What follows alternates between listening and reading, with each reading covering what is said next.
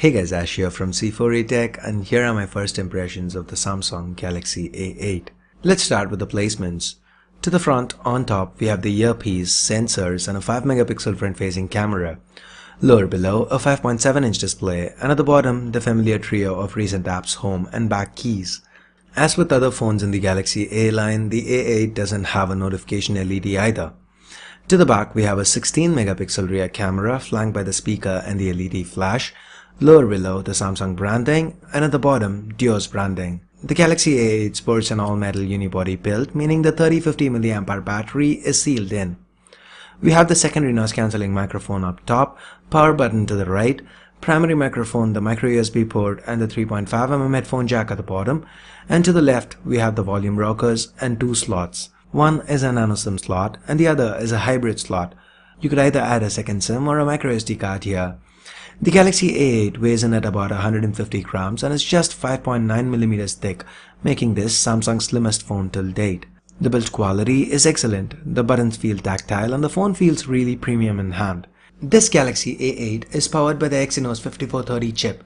That's 4 Cortex A15 cores clocked at 1.8 GHz each, 4 Cortex A7 cores clocked at 1.3 GHz each, coupled with a Mali T628 GPU and 2 gigs of RAM. There's also an international variant that's powered with a Snapdragon 615 chip. The A8 sports a 5.7-inch Super AMOLED display with a Full HD resolution that gives it a pixel density of 386 pixels per inch. Initial impressions seem sharp, vivid, inky blacks as expected from Super AMOLED displays.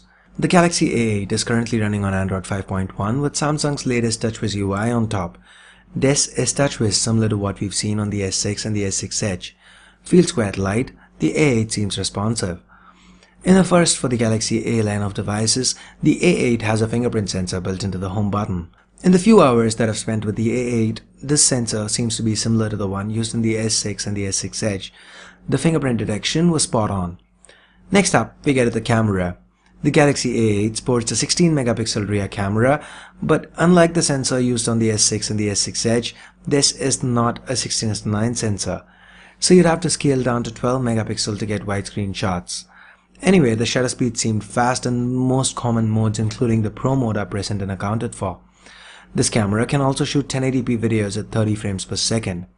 It's also worth noting that the 5 megapixel front camera uses a wide-angle lens. Overall, I'm liking what I'm seeing here. There doesn't seem to be any glaring omissions. Auto brightness, haptic feedback, the private and ultra power saving modes, they're all present. Given the size of the display, we even have multi-window on board. We can resize windows, have them floating while minimized. Nice. There's also 32 gigs of onboard storage with support for USB OTG. With all that being said, does the A8 warrant a price tag over 30,000 rupees? Well, as of now, I'm leaning towards no.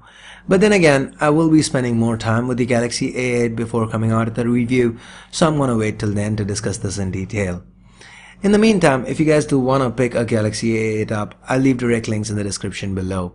So I guess that's it for my first impressions. Hope you found this video useful. If you did, please do give this video a thumbs up. And for more videos like this, including the full review, hit that subscribe button down below if you haven't already. So thanks a lot for watching. Till next time, this is Ash here from C4A Tech, signing off. You guys have a great day. Bye bye now.